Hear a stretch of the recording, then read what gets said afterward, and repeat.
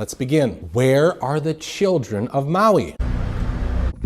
Hello everyone and welcome back to Storky Farmstead. My name is Samantha and I'm going to be walking you through these clips.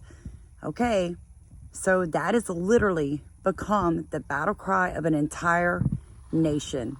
Where are the children? Guys, we're all screaming it from the tops of our lungs. And for some of us, like myself, we live a long way away from Hawaii.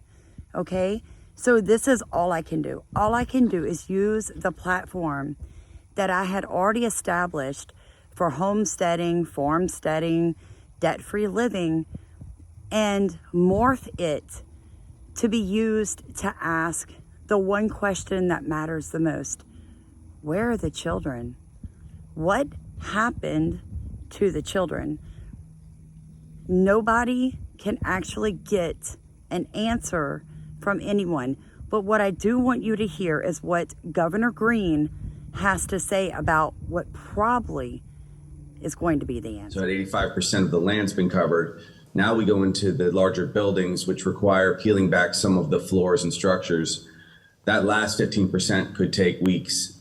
We do have extreme concerns that because of the temperature of the fire, the remains of those who have died in some cases may be impossible to recover meaningfully. So there are going to be people that are lost forever. I think that may end up being our answer, guys. As painful as it is for most of us to hear, there may never be closure all the way, okay? And the governor just gave you the reason why. The heat of the fire was so intense. Now, what I'm fixing to do is clip in an individual who is what we call, well, he's a journalist, but he's not connected to anybody. So he's an independent journalist. And he asked the most important question, and watch the response that he gets. I don't know. I wish yes, I knew you the answer. do. How many children are missing? You I know. wish I knew the answer to that. I would be happy to answer that. You have no estimate as to how many children are missing? I guess Nothing? we can end this right now if you guys want. So from my understanding, that is the Maui Mayor, Richard Bison. Did you see his face? I mean, seriously, did you see this man's face? First off, he looks like he could be the heavyweight champion of the world, like a serious boxer. He just looks like one of those people. And I'm not passing judgment. I'm just being serious. I mean, he just has that face, right? Do you see how unhappy he is when he says, you know, if I had the answer, I'd love to give it to you. There's no way that you don't have an idea of how many children are missing. Sorry, This is one of the biggest questions that the people of Lahaina have, but you don't want to answer. Okay, so we're really fixing to unpack that very short clip. The reporter, the independent reporter says, this is the biggest question for the people of Lahaina. All right, so the people of Lahaina. So think about that. This community itself doesn't know how many children or actual people are missing. So you really have to put yourself in their mindset right now. So say you have a community, a tight-knit, culturally connected to the land community. And then you have this massive natural disaster and people are just gone, they're missing. So the questions that people have, they really are having trouble getting them answered because some people moved off island, some people died in the fire, some people have relocated, some people are, you know, basically staying in hotels or with friends in other areas. Communication had been down. The internet had been down. I hear that all of that is slowly coming back. So hopefully soon we're going to start being able to determine how many people, how many children are missing as people are able to communicate with each other. But when this clip was made, this was the first few days post-fire. And people had no way to connect to other people. Now, something else that's very important for you to understand is the Hawaiian culture. Like most indigenous people, you have multi-generational families. So you might have mom and dad, the children, the grandparents, the uncle, the aunt, the cousins, all living together, side by side on the same street, and they had been on the same land for generations. Now, that is a really hard concept for most Americans nowadays, because unless you live in a rural area where you have had land passed down to you, most people leave their childhood home and they move away, right? You don't live with your parents. You don't live close to family. And I think that's why people are having so much trouble grasping the confusion going on in Lahaina, because you can't put yourself in their shoes. It takes one or two to ruin it for everybody. Please, this is our first one. This is our only Well, we opportunity. could say that about you. You ruined it for You're everybody. welcome, you're welcome to say it. You're the media. You can say whatever you want. You're a disaster. All right. Okay. Please. Yeah, You've been the worst mayor we could possibly imagine. You won't even wait. Respect. Respect what? This is the most dismal response we've ever had. You won't wait for your turn. You want to shout over these guys that are legitimate. Why don't you give them the are real legitimate answers media, then? so. Give them the real answers. That's not his question. Let him. Yeah. You can go. Yeah. Oh, sorry. Where are the missing kids' parents? Why haven't we been hearing from them asking about their children? We have no idea if any of them are children, correct? We have no idea. Sir, we don't know who you are, and you're not identifying yourself. That's independent journalist Nick Sorter. His social media says he flew in from Louisville 2 days ago. You have the bodies. You know how many of them are children. How many children are dead? How many children are dead, Mayor?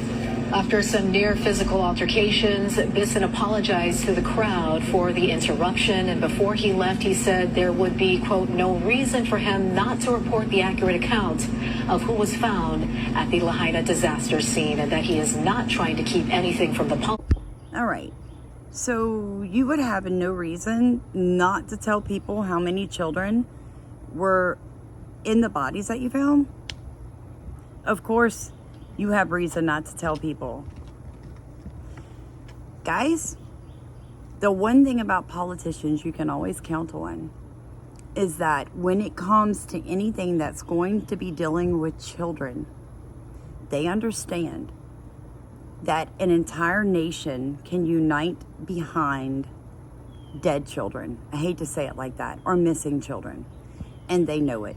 If this man, if any of them, ever in front of a group of people say, you know what, let's be honest, we have 3,000 bodies, 1,800 of those are children, and we're still missing 2,000 people, that crowd of people will probably become a mob. So I don't buy that I have no reason not to tell you. If I knew, you would know. Because we have a history of lying politicians worldwide. This is nothing new. Now, the rest of this clip coming up is extremely interesting, and you're going to want to pay very close attention. Say that they received no warning and that the flames appeared so quickly that escape was difficult. Everything was suddenly in flames, and many found refuge in the ocean for hours while their homes burned to the ground and into the same powdery ash footprint we've seen in recent years. So far, it is estimated that nearly 1,000 people have died. Locals are worried this includes hundreds of children who were home due to school being canceled that day. So in the very first video that I made about the missing children,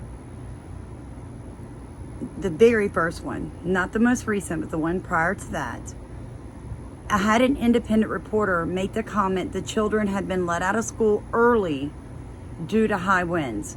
So that is where I originally got that the children had been on buses, okay? Now, this clip that you just heard is talking about how the kids were home, school was canceled because of high winds. I've heard it both ways. Which way it is, guys, I honestly don't know, but let's be honest, does it matter? Because we all know the truth. The children were home alone. Several people are reporting that the government is not only doing little to help, but they are blocking local efforts to do so and are not allowing local donations through. Denying people access to bring in supplies, just supplies for people to live. The government withholding every single one of our donations because we are not a part of FEMA and Red Cross. So none of this is eligible for giving out. Tell me why. I have no freaking clue. Now, on the topic of donations, and I know a lot of you are wanting to help, your best bet, boots on the ground. If you can go in person, that is what you should do. If you have a YouTube platform, if you have a Facebook page, share these videos. If you have Twitter accounts, TikTok, clip these videos, share these videos, get the message out. Don't let them total black out the independent creators. Don't let them do it, guys, because I've already had one of my videos blocked and taken down. It was the one that was from Maui to Louisiana, talking about the wildfires across the world. They took it down for medical misinformation. So I'm a small platform, and thanks to you new subscribers, we're growing tremendously, but they are already hitting at people like me. I cannot imagine what they're doing with these platforms that have 100,000 or 1 million subscribers who are really hitting them hard, how they're taking their content down. So here is my thing. You can donate to whomever you feel led to donate to, whether that is independent people going and doing their GoFundMe pages. I do not recommend the Red Cross. Personally, I think that you should try to find a local church that is still open, that follows your beliefs, and I think that you should give to the church. I think that is probably your most likely way to get the donations to the people. Okay, next thing, I'm going to drop my Venmo and Cash App. It is not for the Maui victims. Please don't get that mixed up. I am not asking for money for them. That is not what it's about.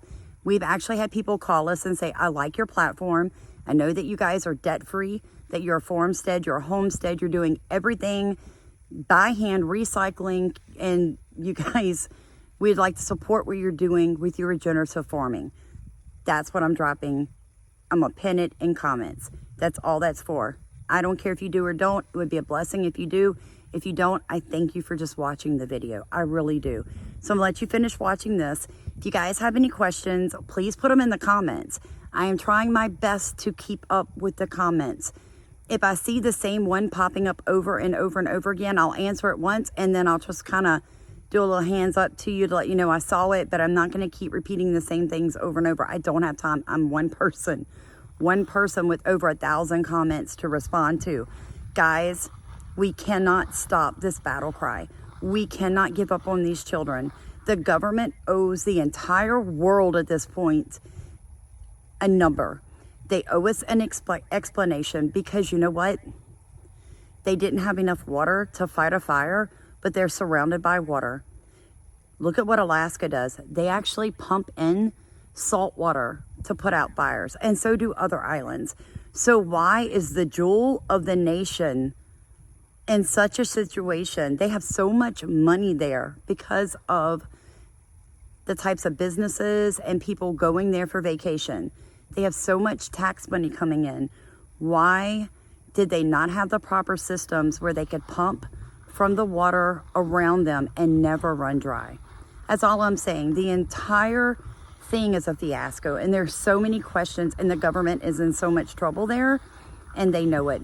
Because the gentleman who did not ring the warning bells, did not sound the alarms, I literally have a short of him saying, no, I'm not sorry. No, I do not regret that I did not sound the alarm. And within 2 days, he retired due to health problems. Give me a break. Really? You should feel guilty for all the people that you killed. And I'm being completely honest. Oh, and I do intend to buy a camera and a stand, because someone told me, God bless your elbow. I'm going to need it, because that hurts trying to hold this camera. I'm not set up for this. God bless all of you for joining us, subscribing to us, watching all of our other content, because we really do have good content on securing your food. And guys, I'm telling you right now, you need to take note of this, and you and your family need to start growing food. So watch some of our farming videos, guys. We'll teach you how to farm without machinery, without toxic chemicals, without money, and very little land. God bless you. Thank you so much for rowing in our boat and letting us row in yours. Keep screaming it, guys. Where are the children? The people of Maui are on their own for now. And aside from the federal government's bureaucratic failure, they have good reason to be suspicious. Just like what we saw 5 years ago in Paradise, California, there was nothing normal about these fires. Within a day of burning, it was like a bomb went off. When you see the full extent of the destruction of Lahaina, it will shock you. It does appear like a bomb and fire went off, if I may. Rehearsal. It was a real rehearsal of what the game plan is. Choke off the people, shut it down, authoritarianism, no rights.